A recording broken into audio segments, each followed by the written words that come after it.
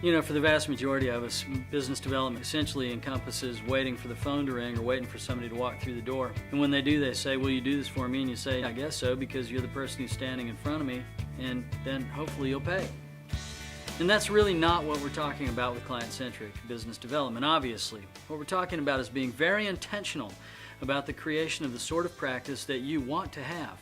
Well, what's that going to be? What's it going to look like? How is it going to be designed? You see, in the absence of some sort of planning, in the absence of thinking through what it is that you're trying to create, the truth of the matter is that you're not going to create it.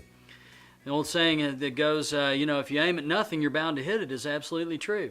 And I would suggest to you that you really need to sharpen your focus and sharpen your aim in order to be able to have a good sense about what it is that you're trying to create. And so you need to do a couple of things on the front end, at the beginning of this entire endeavor, right? A couple of them are, you need to think about your ideal client, and you need to think about your ideal practice. And not only do you need to think about those things that you'd like to do, but about where you'd like to do them, the structure, the physical nature, the logistics of what it is that you'd like to accomplish.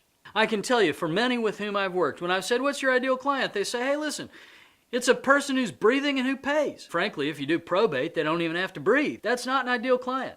That's a human being. And there are a lot of human beings, I can also tell you, I don't want to work with. Ideal clients have to be much more specific than that. We're not talking about 4 or 5 billion possible ideal clients.